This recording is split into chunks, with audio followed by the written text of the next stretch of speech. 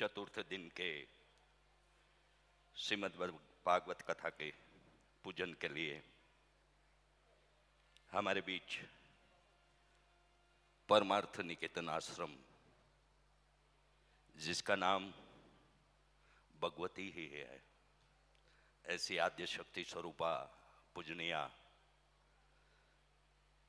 भगवती माता जी से साष्टांग दंडवत के साथ प्रार्थना करूं कि वो भागवत भगवान और पूज्य माता जी का पूजन संपन्न करे। ऐसी नम्र प्रार्थना के साथ अनुरोध है। महंत पूजनी साधनानंद जी ब्रह्मचारी जी से भी विनती है वो भी पूजन संपन्न करे। संतों के पूजन के बाद जिसके सत्कर्म से सदलक्ष्मी से और जिसके पूर्वजों की पुण्य कमाई से जिन्हें ऐसा तीर्थभूमि धर्म क्षेत्र और माँ गंगा की गोद में ऐसा सत्संग आयोजन करने का सौभाग्य प्राप्त हुआ है, ऐसे हमारे परम भगवतिया श्रीमती करुणा बहन प्रागजी भाई पटेल से विनती है वो भी भागवत भगवान और माँ का पूजन संपन्न करे। और श्रीमती मित्तलबेन पटेल से भी विनती है वो भी भागवत भगवान और पूज्य माँ का पूजन संपन्न करे।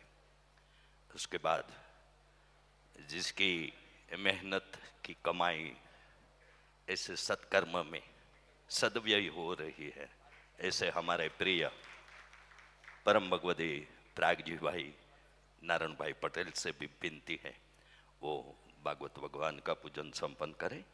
और भाई विशाल भाई पटेल से भी विनती है वो भी भागवत भगवान का पूजन संपन्न करे। परिवारजन यानी के करुणा बहन और प्रागजी भाई से अनुरोध है कि आपका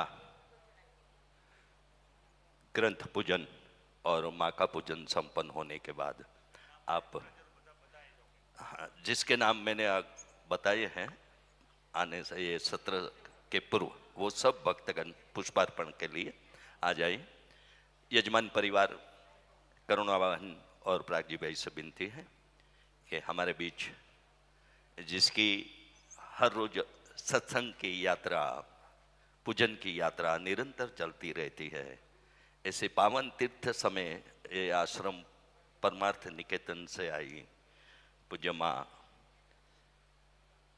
माता जी भगवती माता जी का पूजन यजमान परिवार की ओर से संपन्न हो, ऐसे अनुरोध के साथ पुष्पार्पण के लिए आए सभी अतिथिगण का भी प्रागजी भाई और करुणा बहन उसकी ये सत्संग यात्रा की सम्मिलितता से उसका अनुग्रह स्वीकार करके आए, इसलिए उसका भी सत्कार और स्वागत संपन्न हो, ऐसी विनती के साथ।